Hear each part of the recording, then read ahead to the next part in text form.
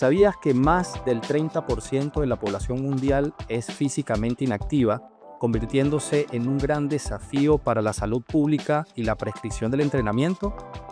En un contexto donde el sedentarismo alcanza cifras alarmantes a nivel global, la necesidad de diseñar programas de entrenamiento personalizados, efectivos y sostenibles es más urgente que nunca.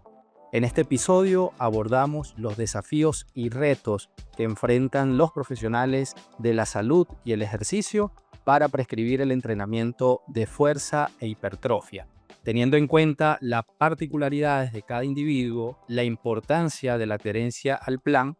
Analizaremos cómo ajustar volumen, intensidad y frecuencia, combinar métodos y evitar errores comunes para potenciar resultados y promover hábitos activos y duraderos.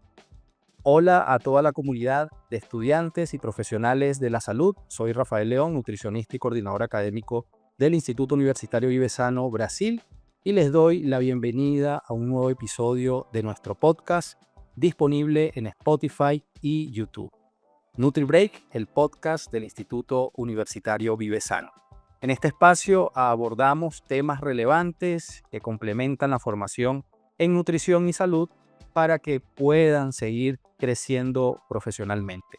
Hoy tenemos el placer de contar con la presencia del especialista Ángel Becerra, experto en entrenamiento de fuerza, hipertrofia y todo lo inherente a esta temática. Ángel es licenciado en educación física, especialista en educación física, mención, teoría y metodología del entrenamiento deportivo, y actualmente está cursando un doctorado en ciencias de la actividad física y el deporte. Y por supuesto, Ángel cuenta con una amplia experiencia como entrenador, docente e investigador. Ángel, muchas gracias por acompañarnos hoy. Es un honor tenerte acá para compartir tus conocimientos y experiencias con toda nuestra comunidad. Bienvenido, Ángel. ¿Cómo estás? Gracias. Agradecido con ustedes por la invitación, por tenerme en cuenta y por todo esto que vamos ahorita a disfrutar. Hablar de esto es disfrutar. Así es, Ángel. Ángel, ¿y qué mejor forma que, ya entrar en materia, poder consultarte algunas dudas comunes sobre esta temática? Y quisiera iniciar con la primera pregunta, ¿te parece? De acuerdo. Ángel, ¿cómo influye la personalización del entrenamiento en los resultados de fuerza e hipertrofia? Un poco contarnos de lo que muestra, por supuesto, esto, la evidencia y los resultados que usted ha tenido como entrenador, ¿sí? Fíjate que la personalización del entrenamiento tiene su origen en los principios, que son las bases fundamentales de cualquier plan de entrenamiento. Uno de los principios es la individualización. Y a partir de esa individualización se hacen caracterizaciones de las personas con las que vamos a trabajar, que van no solamente desde lo fisiológico. Muchas veces nosotros hablamos de personalizar y lo resumimos en solamente cuál es su objetivo y lo resumimos en cuál es su edad. Y resulta que hay muchos otros factores que son muy importantes en ese proceso de personalización e individualización. Desde el tiempo que se tiene por día para entrenar, como las veces, los gustos de diferentes modalidades de entrenamiento. Todos esos factores que van a permitir personalizar el entrenamiento son fundamentales para permitir, entre muchas cosas, la adherencia al plan y permitir, evidentemente, los resultados.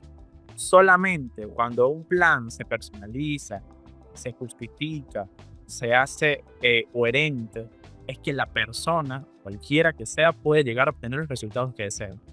Porque a partir de ahí se gestionan un montón de cosas, se gestiona carga, se gestiona el tiempo, se gestiona un montón de elementos allí, y la personalización del entrenamiento es fundamental.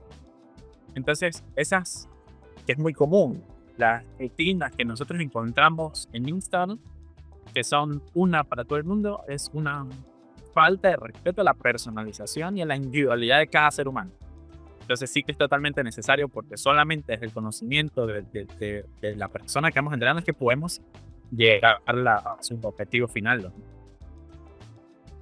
La capacidad física, ¿es común esto implementarlo? Veo que, obviamente, al no contar con una persona formada profesionalmente hablando, de esto pues hay mucha carencia en estos espacios. No veo que realicen un test en específico, no tomen en cuenta un historial de esta persona, la presencia o no de lesiones. Totalmente, totalmente. Y esa es la entrevista inicial. ¿Y cuáles son tus condiciones? ¿Has sufrido alguna lesión? ¿Hay algún dolor en particular? ¿Alguna lesión? Y no importa que sea muy viejo. Hay quien dice, no, hace mucho tiempo tuve, pero ya no. Hay que ver qué pasó, ver cómo sanó. Porque, por ejemplo, en el caso de los esguinces, un esguince que fue mal recuperado probablemente vuelve por la forma en que cicatriza las estructuras ligamentosas. Entonces, todas esas cosas de la lesión, como te decía, del tiempo, cuáles son los objetivos, cuáles son los niveles de tolerancia, si tiene algún tipo de hernia discal, todos esos elementos son importantes para la individualización del entrenamiento, porque van a favorecer que el plan que tú vayas a desarrollar, que vayas a ejecutar y que vayas a seguir, sea para ti. Y claro, eso respalda por completo todo el proceso de entrenamiento. Totalmente, Ángel, muy de acuerdo con tu postura. Otra pregunta. ¿Qué factores afectan la adherencia al entrenamiento de fuerza en diferentes tipos de pacientes o clientes?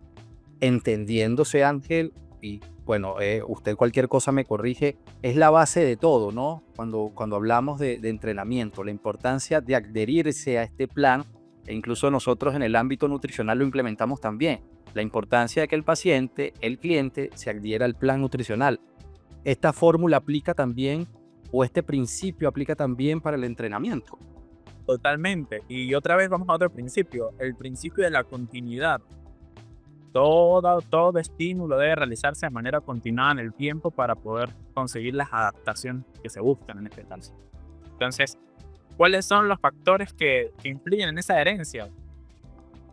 El gusto por el entrenamiento. Y no me refiero a si le gusta o no hacer entrenamiento de fuerza. Me refiero a elementos como la selección del ejercicio. Hay personas que por gusto no les gusta un determinado movimiento. No me gusta hacer sentadilla con barra. Entonces, dentro de esa personalización, nosotros como objetivo de la personalización, buscar la adherencia, nosotros hacemos las adaptaciones necesarias, porque tenemos muchas más herramientas. Tenemos sentadillas hack, podemos hacer una mancuerna, incluso dependiendo se puede sustituir con una prensa, porque tenemos clasificaciones del ejercicio que nos permiten hacer ese tipo de cambios. También el factor tiempo. Muchas veces nosotros como entrenadores nos encapsulamos en una sola división semanal. Por ejemplo, por gusto personal, porque siento que es lo que mejor va, me gusta hacer sesiones de inferior y superior. Y entonces las distribuyo en 4 o 5 días a la semana. Pero hay quien no puede ir esos días a la semana.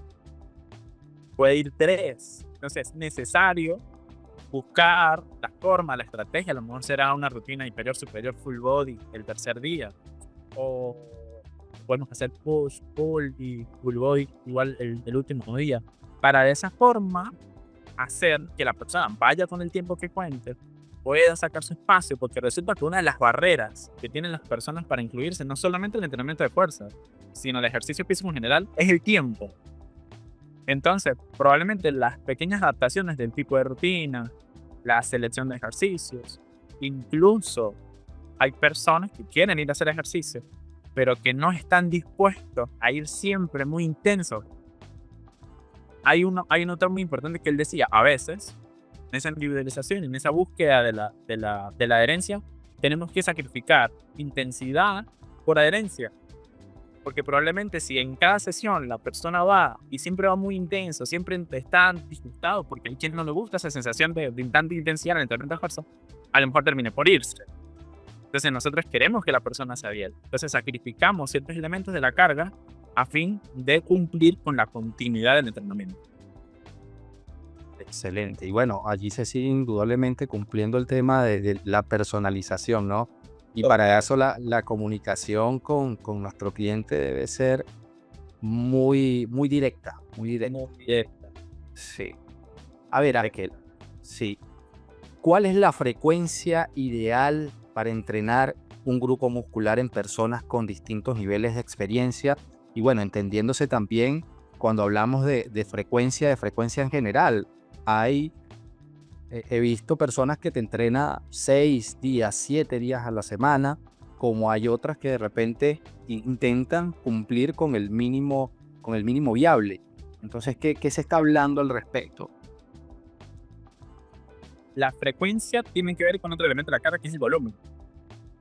Generalmente la bibliografía nos habla de volúmenes de entre 10 y 20 series semanales en los métodos de entrenamiento tradicionales, con volúmenes de personas que disponen de un tiempo considerable para su entrenamiento. Hablamos de 1 hora o 1 y cuarto al día, 5 días a la semana. Entonces, la frecuencia toma especial importancia cuando yo entiendo de que si yo trabajo con una frecuencia 2, por ejemplo, hablemos del pectoral, con frecuencia, yo puedo distribuir esas 10, 12 o 15 series semanales que voy a destinar a hacer muscular, lo puedo distribuir en 2 días o en 3 días. ¿Por qué? De todo este proceso de los 90, del fisiculturismo famoso, nos quedaron rutinas como las rutinas Wader. En la rutina Wader, tipo Wader, yo voy al gimnasio y si me toca, por ejemplo, pectoral, hago 5 ejercicios de pectoral, 4 ejercicios de pectoral a 4 series. Entonces, fíjate que ahí coincide con tener unas 18, unas 22, ya sería mucho a mi parecer, series de un mismo músculo en una sola sesión. Pero para la mayoría de las personas, hacer todas esas series de trabajo en una sola sesión termina siendo muy extenuante. Entonces, la pregunta correcta es, en las últimas series, en los últimos ejercicios, ¿estoy rindiendo? ¿O solamente estoy por terminar el entrenamiento porque ya mi fatiga no me lo impide? Esa es la pregunta coherente. Entonces, lo más razonable es distribuir esas 18 series semanales en 2 o 3 días a la semana. Que en verdad, cuando vayas a ejercitar el pectoral, que es el ejemplo que estamos tratando, lo hagas con la intensidad necesaria para. Porque si acumulas mucha fatiga, ya las últimas series no son de todo efectivas.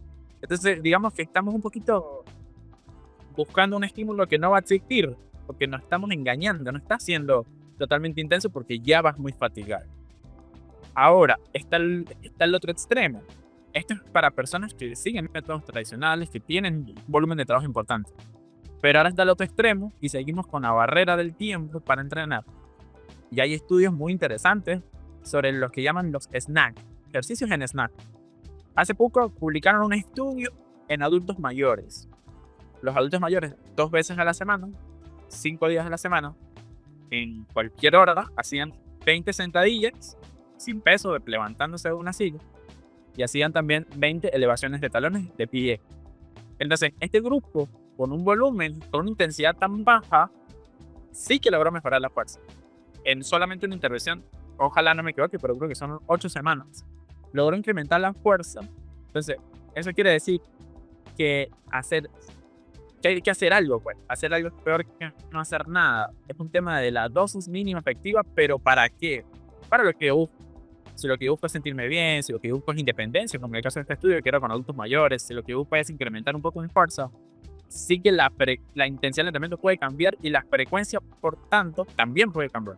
Porque son elementos que van allí unidos. Preguntamos por frecuencia, pero todo unido. Y cuando todo unido, yo puedo programar. Y la reflexión siempre cuando se habla de fuerza y adulto mayor es precisamente tomar medidas desde la adultez joven en que no falte esto dentro de la rutina para evitar en la adultez mayor ser adultos mayores dependientes de cuidadores, dado que el recurso de la masa muscular en estas edades es fundamental para evitar caídas, para completar las actividades mínimas diarias. Entonces, es la reflexión, ¿no? Cada vez que se habla sobre... Entrenar fuerza es la búsqueda de independencia. En el Día de la Madre, yo publicaba una imagen en mi Instagram que decía precisamente eso. Una madre que entrena es una madre que le regala años de vida a sus hijos. Porque años de vida que va a estar totalmente independiente y funcional para disfrutar de sus hijos y sus hijos de ella. Así es, Ángel, excelente reflexión. Vamos con otra pregunta.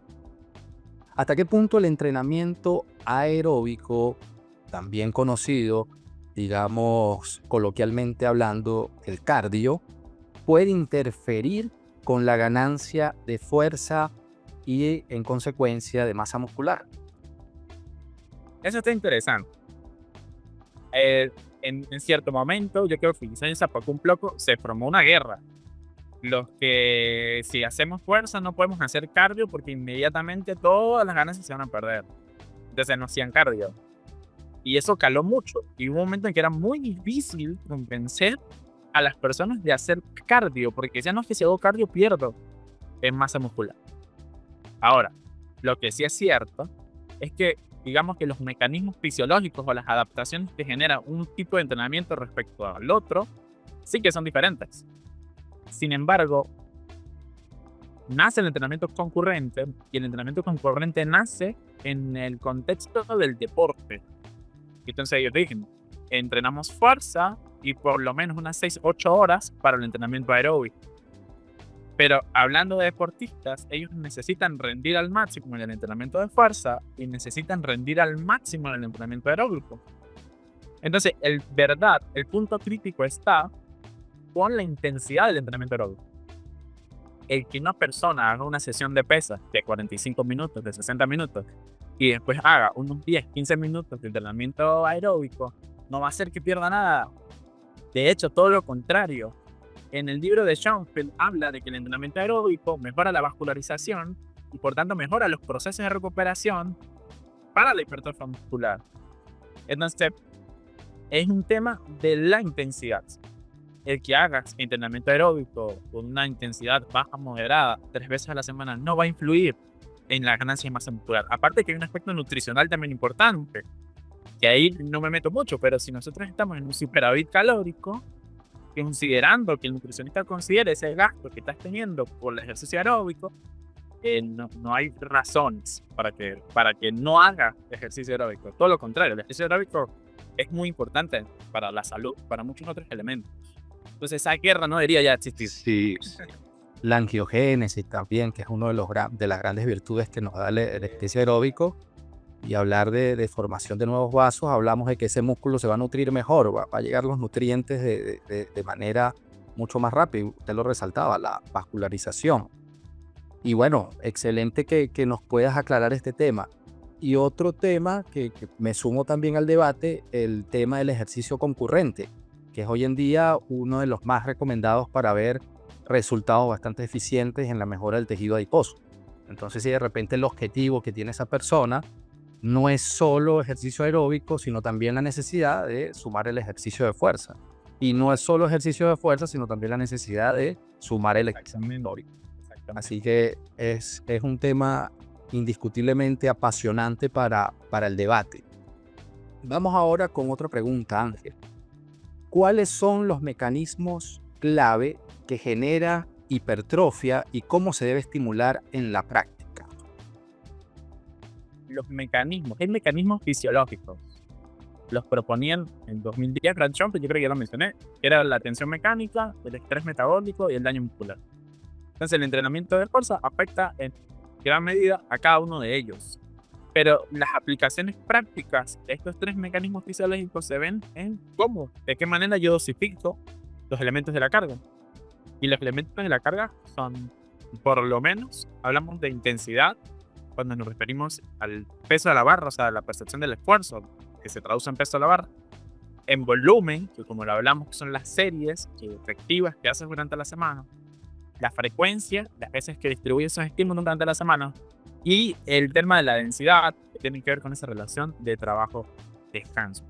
Después hay otros, la selección de ejercicios, incluso el orden de los ejercicios tiene cierta importancia. Entonces, cada uno de esos elementos, la conjunción de todos esos elementos son los que van a permitir poder diseñar un programa de entrenamiento que encamina a la hipertrofia muscular. De eso se habla mucho. Y de cada uno de esos ítems hay muchas investigaciones al respecto. Por ejemplo, en el tema de la intensidad, durante mucho tiempo se pensó de que era necesario, de que era imperativo llegar al fallo muscular si lo que quería era ganar masa muscular. Ahora, no, se impusieron hallazgos muy importantes y irrefutables, además, de que no es necesario llegar a ese fallo muscular. Puedes quedarte a 1 o a 2 repeticiones, lo que conocemos como RIR, y aún así estimular bien y tener adaptaciones en cuanto al crecimiento humano. Igual con el volumen. Se pensó que mientras más volumen, mejor. Pero ahora están haciendo investigaciones sobre dosis mínima que están siendo muy interesantes. E incluso con los descansos. Esto ya es bastante nuevo y mucho que investigar. Pero se hablaba de descansos moderados a altos de 2 a 3 minutos para que hubiese una reposición completa del ATP muscular, para que pudieses ir a una serie completa de nuevo y crear un estímulo adecuado. Sin embargo, hay por ahí un método avanzado que se llama Rest Pause. Y lo que hace básicamente es agregar pequeñas pausas dentro de la misma serie. Y esas pausas son de 20 segundos. ¿Y qué pasa? De que, por ejemplo, en el estudio que se me viene a la mente, que me parece que fue de Brasil, un grupo hizo 3 series tradicionales con descanso de 3 minutos a 6 repeticiones. Si nosotros contamos el volumen por las repeticiones totales, me acumuló 18 repeticiones. O sea, con 3, 18 repeticiones. Y el grupo Rest Pause completó las mismas 18 repeticiones, pero en una sola serie, agregando una pausa de 20 segundos cada vez que llegaba el fallo muscular. Y al final de la intervención, las ganancias de masa muscular fueron iguales. Lo interesante es que el grupo que aplicó Rest Pause terminó sus sesiones con un 35 o 40% menos tiempo. Y entonces es la barrera de nuevo del tiempo. Tenemos un método que me hace ganar lo mismo o parecido a un grupo tradicional, a un método tradicional, pero con menos tiempo. Ahora, por donde van las vías de investigación en este sentido es, entonces el descanso no es tan necesario entonces recuperar tanto, o es el volumen el determinante. Entonces esos son algunos de los cuestionamientos que hay. Pero ¿cuáles son los factores que influyen? Son muchos en cuanto a la planificación del entrenamiento. Y la dosificación correcta de todos esos elementos y la carga son las que van a poder determinar que el entrenamiento llega feliz. Uno como investigador también genera interrogantes cuando lee este tipo de estudios y qué interesante hubiese sido que un grupo hubiese implementado los dos métodos. A ver si de repente fusionando los dos métodos, a ver qué tal iba a ser el comportamiento de la ganancia de masa muscular. Lo que pasa es que probablemente las limitantes que tenían ellos ahí era que si un grupo hacía los dos métodos, ya ese grupo iba a tener más volumen de entrenamiento que los otros dos. Y probablemente también iba a tener mejores resultados. Porque hay un estudio donde comparan 3. El drop set, el rest pause y el método tradicional. Pero rest pause y drop set tuvieron más volumen de entrenamiento porque todos hicieron 3 series. Pero esas 3 series de drop set y rest pause hicieron más repeticiones. Entonces el volumen como elemento crucial, pues quizás esa fue la limitante que ellos vieron allí para agregar un grupo más. Totalmente, Ángel. Vamos ya casi con las últimas preguntas sobre esta temática interesante y apasionante. ¿Cuáles son los errores más comunes que afectan el progreso en el entrenamiento de fuerza y cómo evitarlos? Errores comunes. Dentro del entrenamiento está el tema del pensamiento de que hacer mucho es mejor. Schoenfeld describe una U invertida en cuanto al volumen. Él dice que cuando el volumen se empieza a incrementar, las respuestas de ganancia muscular van mejorando. Pero hay un tope en el cual agregar más volumen de entrenamiento más bien termina mejorando las ganancias de masa muscular, probablemente por exceso de fatiga, y lleva a un estado, digamos, que llamamos sobreentrenamiento, en el cual hay tanto volumen de trabajo que no mejora. Eso es un error súper común. Y lo correcto debería ser dosificar el entrenamiento y más bien buscar una forma en la que cada serie que hace, cada repetición que hace sea totalmente efectiva. Otro tema es el copiar las rutinas. Muchas veces nos gusta copiar rutinas de atletas profesionales ni culturistas, sin identificar que ellos muy probablemente usan algún tipo de químico que mejora primero sus respuestas anabólicas, mejora sus respuestas en cuanto a la recuperación, que por tanto son incomparables con nosotros. Incluso por ser más sutil, ellos están dedicados a eso. Ese es su deporte. Entonces alguien que lo hace por salud no debería buscar rutinas que están ya para profesional. Otro error común puede ser el no ejecutar los ejercicios de manera correcta. nosotros, que es muy importante, ¿no? Pero quizás nos minimizamos al decir de que ejecutar incorrectamente unos ejercicios está mal porque puede que me lesione. Y eso es súper correcto. Pero más allá de lesionarme, resulta que si yo hago un movimiento que no es correcto, porque no lo estoy pensando de la forma correcta, porque lo estoy ejecutando mal, no estoy trabajando la musculatura que yo quisiese trabajar. Entonces, al no estimular la musculatura que quiero trabajar, jamás voy a poder ver el resultado. Entonces, lo correcto ahí sería hacer el ejercicio bien, contar con un profesional que esté a tu lado, porque muchas veces, y nosotros mismos vemos en eso, estamos haciendo un ejercicio y pensamos que estamos ejecutando de manera correcta, pero resulta que después viene un entrenador que trabaja con nosotros y dice, "Epa, ¿qué te pasa? Le estás haciendo mal", porque no nos podemos ver. Y por más que podamos crear que lo ejecutamos bien, podemos estar cometiendo algún error. Otro error común tiene que ver con el tema de alimentación. Y ahí usted sabe mucho más que yo. Si mi alimentación, la forma en que yo como, no tiene nada que ver con lo que yo estoy entrenando, con los objetivos que busco, con mis actividades diarias, tampoco voy a alcanzar el objetivo que quiero. Y bueno, nada, hay por allí algunos otros errores que son más comunes de lo que deberían. Más comunes de lo que deberían. Sí, y el descanso, Ángel, el descanso. Una persona que de repente sale de entrenar y, no sé, se va de fiesta y al siguiente día esto no va a ser igual. Trasnochos, incluso la gestión del estrés, Sí. son elementos que son trascendentales, son errores que se cometen mucho. Incluso hay sedentarios de gimnasio. Hay personas que vienen al gimnasio 1 hora al día, pero que el resto de su día es muy sedentario. No sé, trabajo de oficina, van en carro a todos lados. Entonces son sedentarios. Y después está lo que usted menciona, profe, que viene el puro hablar. Exactamente, Ángel. Vamos ya con la última pregunta. ¿Qué tendencias actuales en el entrenamiento para hipertrofia deben conocer los profesionales de la salud? Ya usted mencionaba 3 en específico que mostraba y explicaba los estudios, alguna que pueda estar pasando por alto o de repente repasar estas que ya mencionaba. Vamos a hablar de 2 muy básicamente. Recordemos que dijimos que habían 3 mecanismos de hipertrofia, que era la tensión mecánica, el estrés metabólico y el daño muscular. Específicamente hablando del estrés metabólico, el entrenamiento con restricción del flujo sanguíneo. Colocan unas bandas en las extremidades. Esas bandas cumplen la función de ocluir la salida de la sangre del músculo, y eso hace que todos los metabolitos resultantes de los procesos de producción de energía queden dentro del músculo. Eso incrementa el estrés metabólico y se teoriza de que el estrés metabólico como mecanismo puede potenciar el crecimiento de la masa muscular por allí. El estudio más interesante que hay al respecto fue de una persona lesionada que le colocaron las bandas, le colocaron la banda en una sola de las piernas, y esta banda que tuvo la restricción del flujo sanguíneo logró mantener la masa muscular.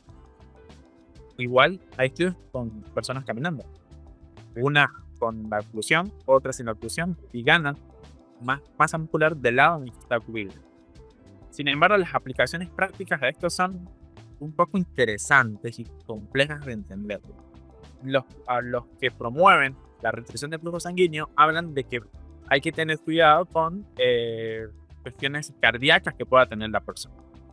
Y muchas veces, nosotros en la sala de musculación, aunque tengamos una entrevista en que tengamos posiblemente un estudio de este tipo cardíaco, nosotros no sabemos si hay algo por ahí oculto. Entonces, siento que la relación entre riesgo y beneficio no es tal. Sin embargo, es un área de estudio que está totalmente abierta. Por otro lado, está el entrenamiento de hipertrofia en alargamiento, con la musculatura en alargamiento. El año pasado publicaron una revisión muy interesante. Por ejemplo, hablemos de cualquier ejercicio. En un ejercicio, en una ejecución, donde el músculo esté alargado y empieza el ejercicio, empieza la ejecución, es en el segmento, en el rango de movimiento en el que el músculo está más alargado, donde mayores respuestas de crecimiento muscular hay. Incluso en comparación con rangos completos. Por ejemplo, en el ejercicio de elevación de talones en la máquina, creo que hay un par de estudios que comparan rango completo, el rango donde la musculatura está más alargada y el rango donde la musculatura está más acortada. Y resulta que en la parte donde la musculatura está más alargada hay una mayor respuesta en cuanto al crecimiento muscular. Entonces, las aplicaciones prácticas de esto son interesantes porque, por ejemplo, yo puedo, y es lo que estoy incitando ahorita, empezamos una serie y empezamos con el rango completo. Sin embargo, la fatiga acumulada en cada repetición me va a ir impidiendo completar ese rango. Entonces, hasta que salió de estudio, yo no puedo una repetición completa para. Ahora, no puedes una repetición completa, haz las 2 o la 1 que te quede en ese segmento, en esa parte del ejercicio donde la musculatura más alargada está. Porque bueno, es para intentar tener coherencia con ese tipo de actividad. Entonces, esos dos, más todo lo que hablamos sobre dosis mínimas, más todo lo que hablamos sobre métodos avanzados, es por donde se está canalizando pues, la investigación en cuanto a la hipertrofia, y es muy importante que estemos allí aprendiendo sobre eso para hacer cada día que los programas sean más eficientes y más satisfactorios. Totalmente, Ángel. Totalmente, Ángel. Y esto también incentiva a toda la comunidad especialista, profesional en esta área, para que continúen investigando sobre estas temáticas que son bastante emergentes. Bueno, Ángel, todo lo inherente a evidencia científica, aspectos ya más técnicos, en la parte del podcast ya finalizó. Ahora intenta estar tranquilo porque vamos con una dinámica que es tradicional en este espacio para conocer a la persona que está detrás de la cámara, en este caso nuestro invitado. Tenemos esta dinámica que lleva por nombre ping pong. Entonces son respuestas que no debe pensar mucho. ¿Le parece? Más relacionadas con usted. ¿Le parece si vamos con la primera? Claro. Vamos. ¿Cuál es tu lugar favorito para desconectar? Me gusta la playa. Excelente. ¿Qué libro recomendarías a todos? Libro. Sí. Libro. Economía básica de Thomas Sowell. Hay que leerlo. ¿Qué haces en tus tiempos libres? Comparto con mi pareja, comparto con mi familia. ¿Tienes alguna película o serie favorita? Creo que cliché, me encanta El Padrino. ¿Cuál es tu comida preferida? Pabellón. Bien, bastante... Excelente. ¿Practicas algún hobby que sorprenda a los que están escuchando? Me gusta tocar guitarra. Excelente. No lo hago con la sé que me gustaría, pero sí. Excelente. ¿Tienes alguna frase o mantra que te inspire? Soy una excelente persona, soy un excelente profesional y todo llega a mí con facilidad, gozo y gloria. Excelente. ¿Qué música sueles escuchar para motivarte? Para motivarme, me gusta mucho un DJ que se llama DJ Feature, es música electrónica. Excelente. Si no fueras entrenador o docente, ¿qué te gustaría ser? Docente. Docente otra vez. Totalmente. Excelente, Ángel. Ángel, quiero agradecerte en nombre de nuestra comunidad, de la familia del Instituto Universitario Vivesano, por creer en el proyecto. Ya haces parte de esta familia que ha formado una cantidad impresionante de profesionales en el área de la salud. Y bueno, vamos a tener el privilegio de estar contigo en la certificación de prescripción del ejercicio, donde usted y otros profesionales conocedores de esta área, donde tenemos biomecánicos, otros metodólogos deportivos que ya están en estudios doctorales, que ya cuentan con estudios de posgrados, estarán desarrollando esta certificación. Y Ángel, qué privilegio, qué lujo poder contar con verdaderos profesionales en esta área. Y bueno, me gustaría pues conocer de ti lo que ha sido Vivesano, esta experiencia, y que por supuesto des un mensaje de cierre para toda nuestra comunidad. No, profe, primero agradecerle a usted por el contacto, por la confianza y por incluirme en este proyecto tan bonito.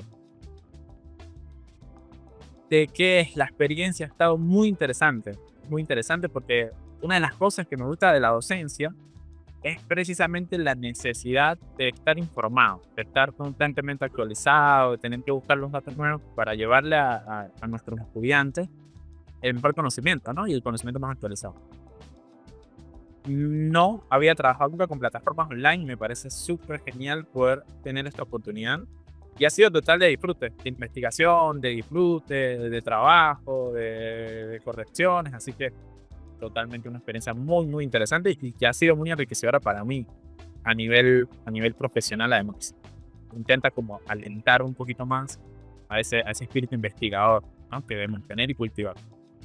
Y como mensaje, yo creo que el mensaje más interesante que se le puede dar a cualquier persona es que tenemos que entrenar y tenemos que entrenar fuerza, porque es el músculo, el sostén de nuestra estructura y es el que nos va a permitir ser independientes y ser longevos, estar siempre saludables y poder, como decía por ahí en mitad del podcast, poder regalarle a nuestros seres queridos más de nosotros. Totalmente, Ángel. Y si estamos profetizando algo, hay que también implementarlo, ¿no? La necesidad de que el profesional del área de la salud se sume a estos espacios y le perdamos el miedo a este tema. Ángel, qué lujo nuevamente poder estar contigo, nuevamente agradecido por sumarte a este espacio y a toda nuestra comunidad del Instituto Universitario Vive Sano, a quienes siempre escuchan nuestro podcast NutriBreak, el podcast del instituto. Agradecer también por tomarse el tiempo de escucharnos y de sumarse a este espacio. Nuevamente agradecido por sumarse, por escucharnos y será hasta una próxima oportunidad. Un fuerte abrazo a la distancia y se me cuidan mucho. Fuerte abrazo, Ángel. Gracias por todo.